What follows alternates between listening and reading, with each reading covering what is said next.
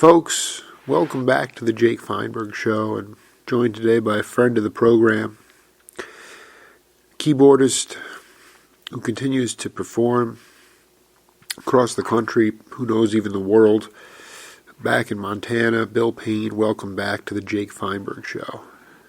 Pleasure to be here, Jake. Thanks. Bill, did you, in your time in Los Angeles, did you get to know Michael O'Martian at all? I didn't know him. I met him a few times, but he's obviously a terrific keyboard player and arranger, etc. How? Tell me. No, I'm just curious about Studio Cats. Once Little Feat started to cook a lot, in the 70s, the studio scene was also bubbling, and you were first rate. You were being called in to do all the roots sessions. I just wanted you to describe sort of the people that got you into that scene, or whether it was just sort of a natural progression. Well, Lowell George brought me into the studio scene with a group called the GTOs, Girls Together Outrageously, which is one of Frank Zappa's, one of his bands that he had signed up for his label. And from there, it just sort of progressed. I mean, it was, the next thing I knew, I was in the studio with guys like Earl Palmer, and, Earl used to play with Little Richard. Oh, yeah, no, Earl. A ton of people. Oh. And I kind of joked later that if I'd known who these folks were, I would have been too nervous to play. I started doing a lot of session work when Little Feat wasn't working, and which was most of the time back then, because we were just trying to sort out our live gig situation, which was not as easy as one would think. Can you expound on that a little bit? I'm sorry? Could you expound on what you just said there? Well, it took a while for Little Feat to catch on as an act.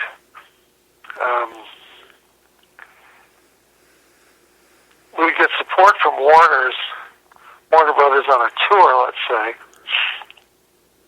but they would only be able to put up so much money to get you out there and promoting the record. So then if the record wasn't doing that well, then maybe you wouldn't be touring that much. And I think the first record, Little Feat, sold about 11,000 copies. So we didn't do a lot of touring behind that. Right. Sailing Shoes, I think, sold 13,000. we weren't doing much better on that one either. But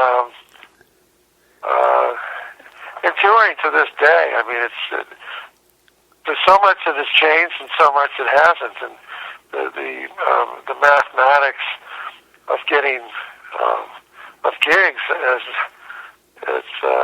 revolves around what are you being paid and what are your expenses. It's the same old sauce. So you're it seems like a lot of those those sort of quality of life things, the cost of travel, but also like the accommodations, just the amount of money that it takes to have an infrastructure to do. I mean, you guys were staying, Little Feat. You guys were staying, I mean, sometimes, like you talked that story about, you were sleeping in in Lowell's Jeep or your Jeep outside his house in the summertime. It's like people do what they got to do. I just say to myself, it was $7 to fly from Los Angeles to San Francisco at one point. It was a different time. It definitely is. I can only imagine Bill Payne. I'm just.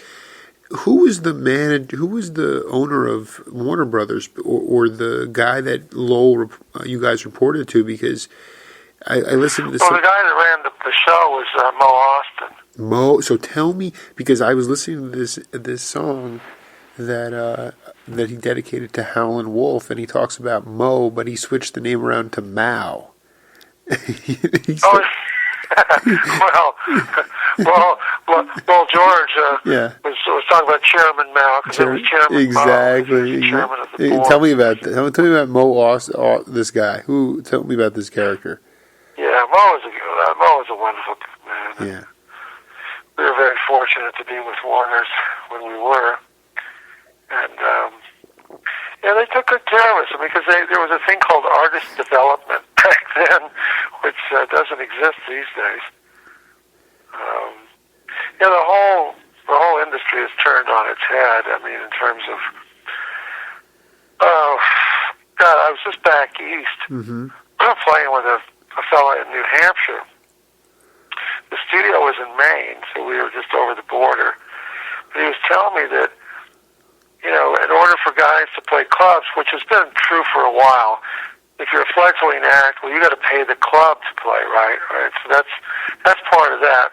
But there are companies are sending out people to have the clubs pay more money to say ASCAP, or so if you're doing cover songs, they want the artist and the club to pay for the fact that they're doing cover tunes. And I'm thinking, well, I get it, but how does that help the community of artists that are trying to make a living in a club as it is, and now they're being shut down because they're having to pay these fees, or a place that say holds 50 people, and then they send in their group of folks that measure the place. Well, this place could hold 300 people. Well, if you jammed them in there like sardines, so you got to pay these guys based on 300, not 50 people. It's just it's nonsense, Jake. I mean, it really angers me, because what these fellows ought to be doing is figuring out and putting muscle with Pandora, with other entities, with Spotify, with the digital downloads. I mean, I get like 22,000 hits on a song, and I get like, I don't know, $1.50. It's just, it's idiotic. Yeah, it's. So I don't know what's going on, but in a way, I'm one of the fortunate people that enjoys really to the nth degree what I do. I'm talking about all this stuff. I got to tell you, it doesn't keep me up at night. No. But I mean, this is important. I write music, and I play with Leftover Salmon. I'm going out to L.A. on Tuesday to work with Chris Daniels. I'm going to join up with Amy Helm and Leftover Salmon. That's great. Separately in San Francisco in about less than 2 weeks, I guess. And so I'm playing with a lot of people. I was just back playing with the Blues Brothers. I was playing with Larry Campbell, Teresa Williams up in Woodstock. Blues Brothers were down in New York City. I'm just enjoying each and everything I'm involved in. But, you keep your ear to the ground with people, and you hear stories of other things, too. And so my ranting on this has to do with our talking about what it was like for Little Feat when we first started. Yeah. And I got to say that the slings and arrows of the industry are alive and well. They still make it very difficult for artists, local or otherwise, to play and compete. Well, when you put already that you put this economic standard on, like, well, if you're bringing in a clientele, it's you're going to have to pay to play. Just that mere fact of having to pay to play, it's just the music is not going to be relaxed. It's not going to be a comfortable thing. It's just the whole. I go back to this time of there were businessmen like Jerry Wexler, other people that just understood that it wasn't just about the bottom line. That there was a way to color in shades of gray, and so I mean. I think the bottom line is Billy Cotton. We talked the other week, and it's like I get the feeling. It's a way to run a business, but it's not a way to to necessarily be creative.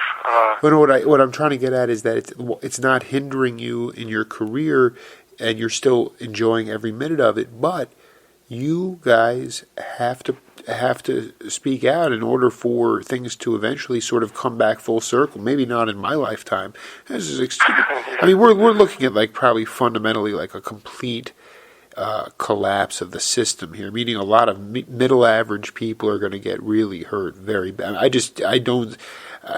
This system's kind of rotting away. You lived through an incredible time period, make no mistake. But even then, when Lowell was getting off talking about Chairman Mao, and he's like, yeah, man. Well, it was like the Wild West, wasn't it? It didn't happen for very long, but the impact was pretty amazing. Dude, and it was the best bunch of mavericks that could have possibly taken over. They're spending. Some people are spending budgets on albums that a city or a small country would have enjoyed having in their coffers. So, there was a lot of. It was a free-for-all. Was what it was. Yeah. And budgets are tight now. It's a different scene, but there's still a lot of very talented people, as we know, Jake. And you're right. It's not about the bottom line, or shouldn't be all the time. And I've worked with artists like Buddy Guy and Otis Rush, John Lee Hooker. Yeah. I should have been paying those people to play. No. To perform on their records. I didn't make the kind of money playing with them that I would have made working with, say, another act like Rod Stewart, let's say. But I thought, these guys want to pay me $40 to play on this record, I'll do it. Absolutely. There was. You don't do everything by putting the line in the sand and saying, "Hey, here's where we're going to go." I mean, music is so powerful. It still is, and I just thank my lucky stars that I'm still able to play music as if I were 18 years old. I'm 65. I've got a lot of energy when I get up there. You have to have that kind of energy to play with a group like Leftover Salmon for starters. Those guys, when they hit it, it's like hang on, And I've proven I can do that, which is why I joined that band about 2 months ago. This is the fourth band. The first band I joined when I was 15 years old, called the Debonaires. The second one is called Something Wild, which is another local Santa Maria band. Wow. I joined Little Feat in 1969, and now in 2014 I joined Leftover Salmon. Wow. I'm still with Little Feat. So wow, that's awesome. I've been in 4 bands, so I've actually call myself a real band member. Hey, I have a question. I want to ask you a question. Do you think it was one of the appeals of Little Feat, the idea that it was an American band that was paying respects to the original blues masters of this country? It wasn't the British guys coming in to educate the younger hippies. The idea is that you guys were actually channeling some of that music in an Americana fashion.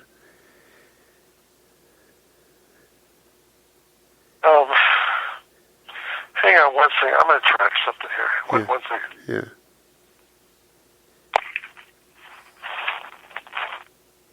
See if this is a better line, Jake.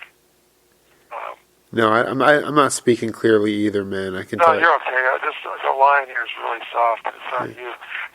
Ask me that again. I apologize to everybody out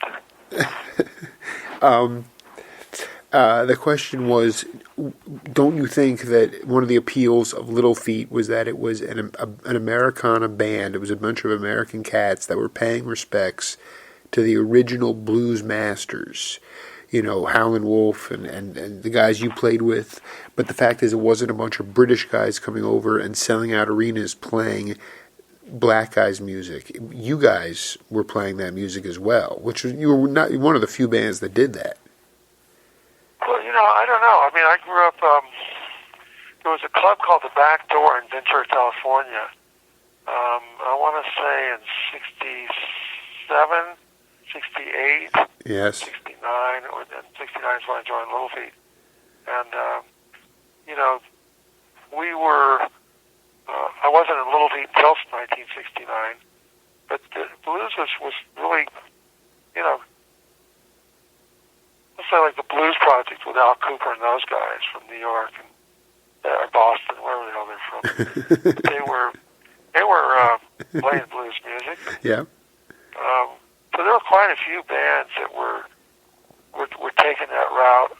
Even the early Grateful Dead were, you know, hey, a little schoolgirl, Big Pigpen used to sing that one. Right.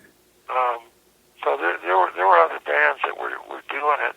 But I got to say, like a group like the Yardbirds, right, or even the Rolling Stones when they did Little Red Rooster, there was some cool stuff. I think that the fact that the British embraced it even before we did was what brought it right back to us. Because they knew who Muddy Waters were. They knew Chester Burnett, Howlin' Wolf, you know, Little Walter, and all those cats. And they were informed on some levels even before we were. I'm talking about we as in the United States. Yes. Obviously, Paul Butterfield and those cats were on board quite a long time before, and that's just the way it happens anyway. But I think that the appeal of Little Feat in general to people was that we were a very eclectic band, and that we were taking influences from the blues, from rock and roll, from R&B, from country music, from artists like the Band, Leon Russell, Bob Dylan, etc. But we were putting it into our voice, which was sort of quirky, rhythmic thing that we were doing. And, you know, I listened to some of that stuff the other night, man. Somebody sent me a tape of a rehearsal. I don't know who was playing bass because I didn't have if we even had a bass player back then. But we had a song called "Dance of the Nubile Virgin Slaves," which had elements of Frank Zappa in it, and also had some blues too. So we were mixing a lot of different genres together. And it got really to the point with Little Feat where if we played Happy Birthday, it would have sounded like us. We did create our own sound. And I don't know, it's a band obviously I'm very proud of having been a part of. We haven't done anything in 2 years. I think Paul Barrera's going to come down to Jamaica next March, and we'll be playing en masse down there. What kind of band? You got like a steel drum band down there? No, we've been going to Jamaica now this will be our 13th year, and we get together up in the grill. And, does Gradney go down? Yeah, Gradney will be there. I just talked to Gradney last week. He told some funny-ass stories about... He told the story about Lowell going out on stage and doing this full-on sumo pose in front of the entire crowd. I'm like... Oh, yeah. I'm like... No, Lowell was he would pull any of that kind of stuff. I feel like on this trip, man, that all of a sudden... I just got shaken up by Lowell, like, in the last couple of weeks. Like, I'm sort of... I can honestly say I don't think I realized that he definitely falls into that transcendent musical category, the same that Jerry Garcia played, and there are others that my brain just won't allow me to think of right now. The thing is, I wanted to ask you, what do you remember as far as labels, in the sense that,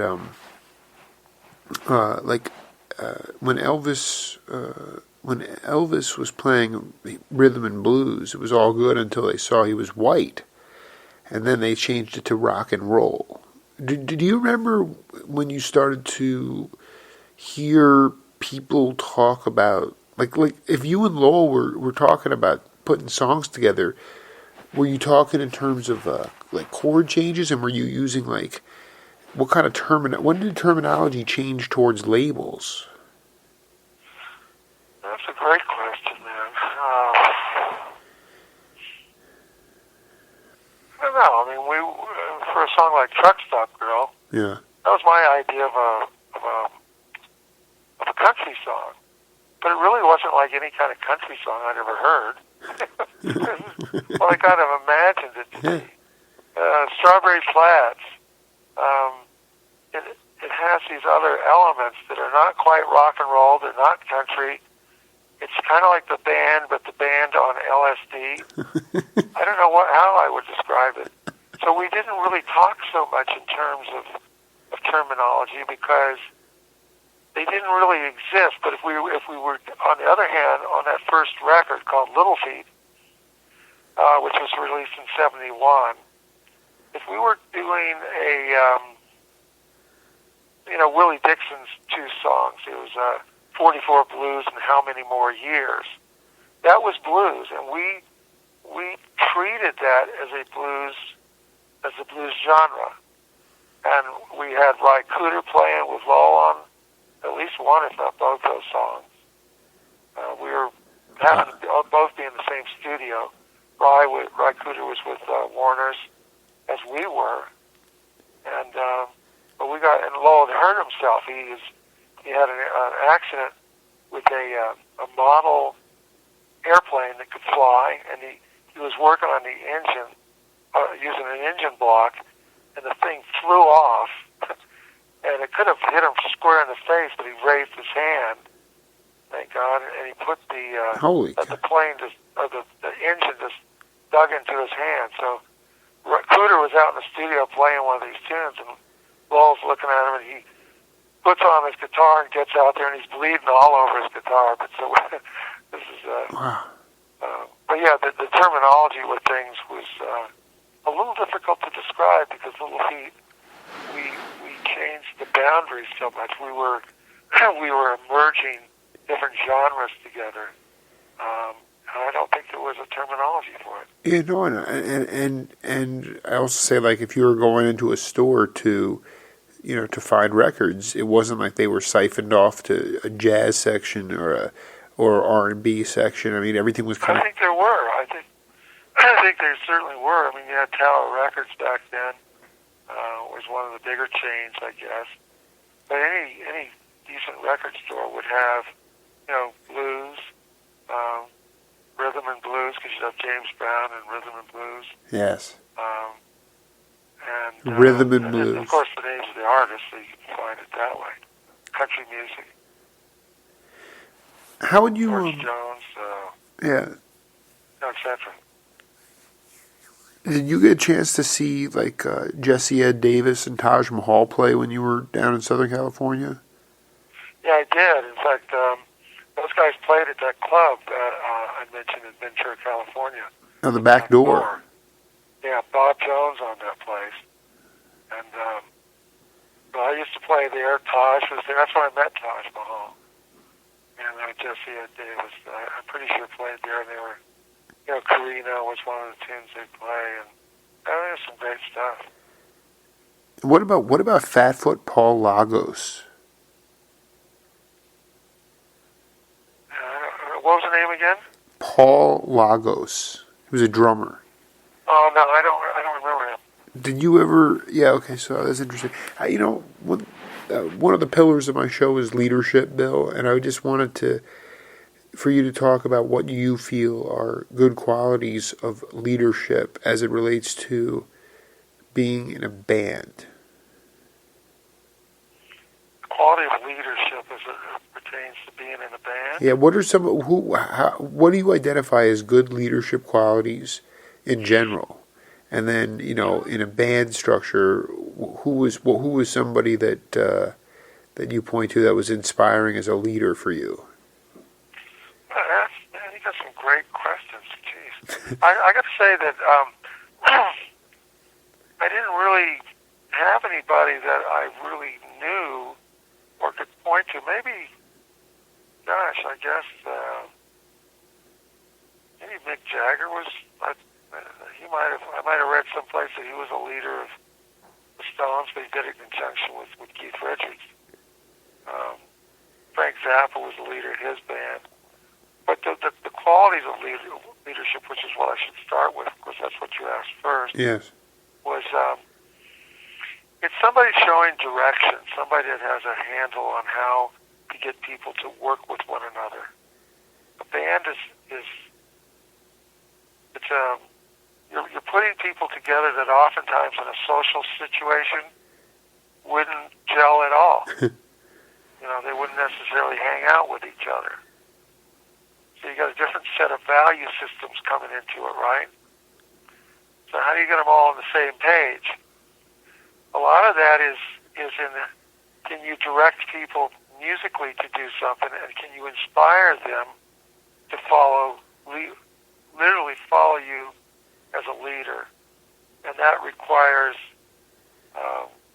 being good at what you do, as a musician, and being enthusiastic enough and being real enough where people will drop their natural suspicion of you and give you a chance to maybe guide them in a direction they wouldn't normally go. So it's a real balance. It's a real dance with people. What is it? What is it? What is natural? Or any way, shape, or form. What does natural suspicion mean? I think that people are suspicious of one another. Yeah, I agree with you. I don't think that we all walk in going, gee, that guy wants to sell me something. What is he trying to sell me? And do I want to buy it? So, but sometimes you walk in blindly and you go, yeah, this is cool. What do you got in that hand? Okay, I'll take what's in both hands. You gobble them down. Oh, my God. Here we go. So I looked at Lowell as a natural leader. He was a really sharp guy. He had done things on a professional level that I wanted to do, which is that he played with other bands that were nationally known. He had a great library of music, from jazz to blues to rock and roll to, he had an album of Lenny Bruce's. He just seemed like a really well-versed person. And so as a mentor, first and foremost, which is another form of leader, he pretty much had me where he wanted me from the get-go. I have pretty good leadership qualities as well, as it turned out, which I kind of knew, but I wasn't sure how they would manifest themselves within Little Feat. Sure. And what are some of those? Well, I had to sort of circumvent at times. Lowell's not going to be at a rehearsal. Well, I think we ought to rehearse without him. Then let's do that.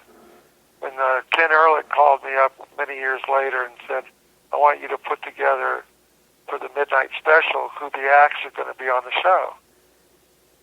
And I said, "Well, why don't you ask Lowell?" And he says, "Well, because I want to make sure it gets done." I go, "Okay." So I brought in Bonnie Raitt. I think it was Emmylou Harris.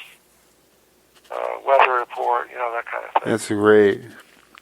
Yeah, so, people exhibit different types of leadership, even within a pecking order of a band or of any kind of organization. So you've got people in a position to.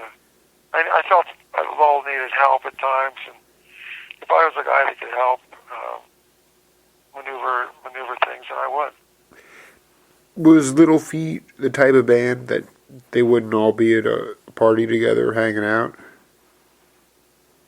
Well, I think in the early going we were. Maybe later, not so much so. But when you're on the road, which is where a lot of these parties would take place, then, I attended enough of them, but if anybody was going to be the odd man out, it would be me, because I couldn't keep up with these guys, to be very blunt about it. I don't know. I kept thinking, God, what am I, a pussy? I don't seem to be able to maintain my equilibrium getting as high as these. Well, I agree. I would be floored too. There's no way I could keep up with that. I just couldn't do it. So I said, well, screw it. And if I went to a party, it wasn't to do what everybody else was. It was to hang out and chat maybe have dinner if that's what they were serving. If everybody's too high to eat, well then they had plenty of food. So it was, you just took what you could get while you're out on the road. But I learned pretty early, like at age 24, at the latest, that I wasn't cut out to do what eventually took a lot of people's lives, as in Lowell, John Belushi, Jimi Hendrix, etc. I think I was lucky in that regard because I probably would have went down the same path. Yeah, I mean, I think that Gradney was talking about.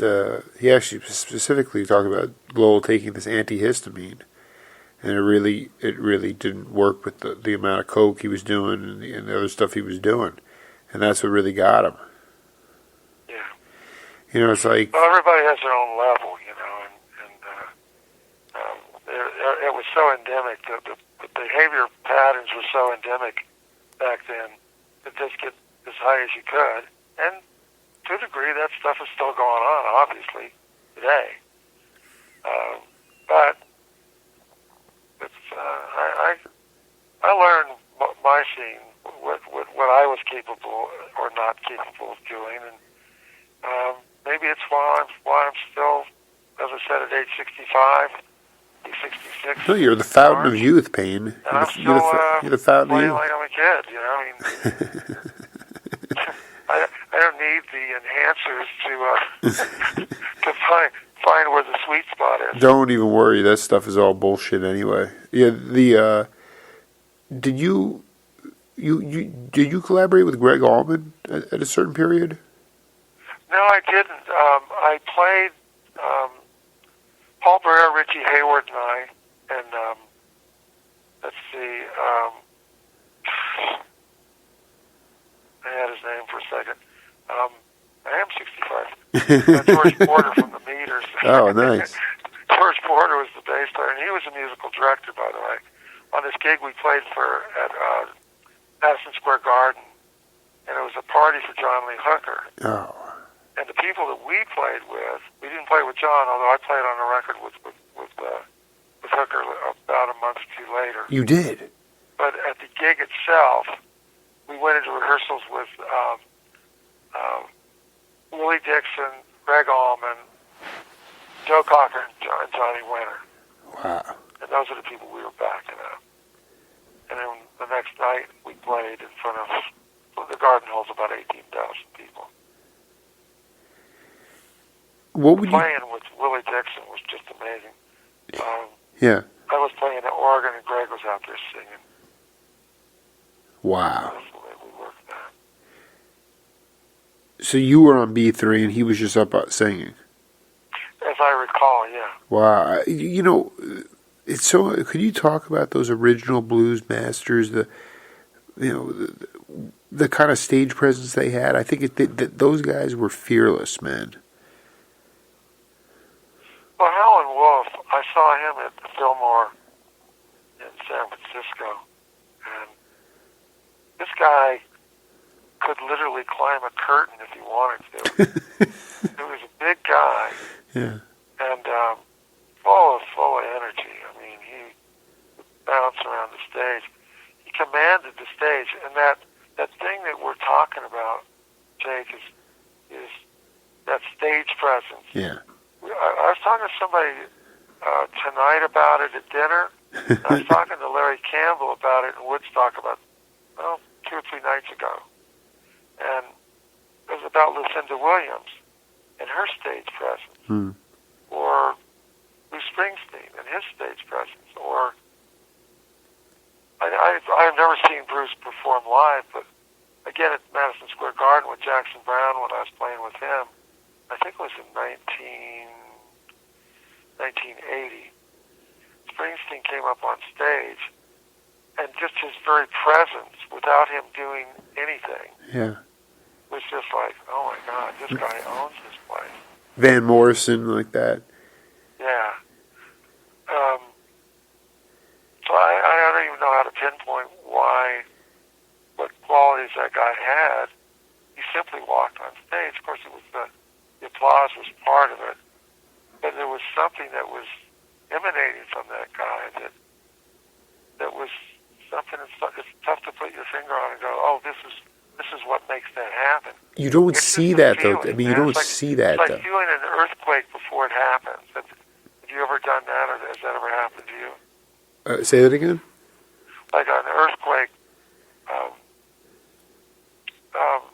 there's a molecular thing that happens in your body that you can actually, if you're dialed into it, you can feel an earthquake or an aftershock, let's say, before it even happens. You can feel it start. No, I'm not. No, I'm Animals not. have a lot more, Wow. a better feel for that than we do. Right. I've witnessed it, so I know what it.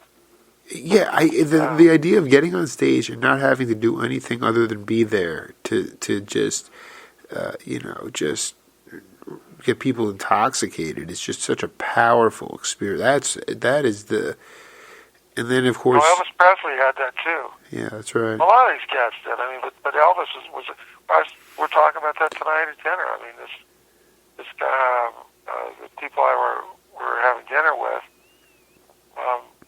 When Elvis went back out on the road, resumed touring, she bought the first 2 tickets up in Seattle, so they were in the front row. And the guy told me, he was looking at her, and she admitted it. She said, I was in a trance. I wasn't like jumping up and down or bouncing in my seat. I just sat there with my mouth open. Elvis literally threw a scarf at her that bounced off her face. And, 10 people around her grabbed for it and got it. But she was just like in this trance because of this guy. And, part of it was being young and whatnot. But Elvis Presley had that je ne sais quoi. I mean, he just had what it took. Have you seen Skunk Baxter at all lately? I'm sorry, say that again. You know Skunk Baxter? Jeff Baxter? From Jeff Baxter? Yeah, from the Dewey Brothers. Yeah, have you seen him at all? Yeah, I know Jeff. It's been a long time since I've seen him, but our paths have crossed more than a few times. Did you played on that Minute by Minute album, that Dewey Brothers album together? Yeah. Tell me a little bit about what your plans are for the next year or so. Are you working on a new album at all, or what do you have coming up? Well, primarily what I'm doing is I'm working with Leftover Salmon. We've got a record coming out. It's being released, I think, the day after Thanksgiving. There's 2 songs I played on the record, with the exception of about 2 or 3 tunes. But I brought in a tune that Robert Hunter and I wrote called Bluegrass Pines. And it came off really, really well. Drew Emmett, is singing it. I'm singing backgrounds. Andy Thorne is playing banjo on it just beautifully. I mean, it's a great tune. We also did one of Lowell's tunes, which I didn't bring in. Ben Turman did. It's 6 Feet of Snow. But it's a great album. So I'm on that. I'm a member of Leftover Salmon now. When you say you sitting with Amy Helm in a week or so, a couple of weeks. I'm working with Chris Daniels, who is a member of Chris Daniels and the Kings, which is a group out of Colorado. Larry Campbell and I just did a couple of gigs back in Woodstock in that area. We're talking about doing a couple things. Daryl Scott and I have been hanging out a little bit. We're who knows what's going to happen there? We might try something at some point. But I'm just throwing everything out on the table right now. I mean, I'm in a really good place as a musician. I've got 20 songs with Robert Hunter. I just played on Emmy Lou and Rodney Crowell's record that's going to be coming out pretty soon. I'm just involved in a lot of really interesting things, and I'm also finally sitting down to write my memoir. So I'm taking a real serious stab at these stories that we're talking about and what it's like to be a creative person. I just want to put that out there. I've got a couple of granddaughters over in Ireland. One of them 6 years old, the other one's 6 months old. And but it's time for me to put on paper what I've done in this life and what I'm still doing, which is creating music and walking away from a situation where I just play with somebody and having those people go, you know what, you just made my record better. Thanks for being on stage with us. Yeah, right. Jim Belushi and Dan Aykroyd in New York. When are you available again? So, I mean, I hit a home run back there on the East Coast just a few days ago, and I was there for, 10 days or whatever it was. And I'm heading out west the day after tomorrow, and then back to Colorado. And, I mean, I'm just as busy as I've ever been, Jake, and it's feeling really, really good. No, that's so beautiful, man. I'm so happy to hear that, dude. It's I think that's what love is, That's just that's what people make the world go round, and that's. Thank you. Yeah, well, and that's how would you recommend I communicate with Robert Hunter? Because I somehow got his phone number and I talked to his wife, but she won't let me talk to him, and I know he's a mercurial guy. But what would be your advice? Because I would love to interview Hunter, man. Well, I tell you what, I've out of those 20 songs I've written with Robert, yeah, you have a phone number on him. I don't. I've never talked to him. I've never met him. I did meet his daughter, but we've emailed everything. He's a really, private doesn't cover it. Yeah. But he's a really private guy. Yeah. And he adheres to that, so I don't really have any advice. Hey, I respect it. I wish I did. No, you know what? But I love working with him, and we do know each other, even though we haven't physically talked to one another or shaken each other's hand. That'll probably change. This is so beyond epic, though. But I mean, is there a chance you could give me his email? I can't. I don't think I should. Yeah, I think you're spot on. He's private for a reason. Exactly. I don't want to. I wouldn't want to. I mean, you're a great guy. I love you, Bill. Bill, come on, man. I know how private the guy is. Let me tell you something. I respect it too. He just, I think it's, I respect it because I can't quite understand it. But that's the genius of being an artist, and But I appreciate your accessibility and tonight, and I'll get this file out to you in the morning. I gotta hit the hay. I got a large day tomorrow. We should do. Yeah, well, listen, it was wonderful talking to you as always, Jake. And thank you. You have a great evening. Okay. Yeah, thank you, brother. All right, take care. Take care. See ya. Bye.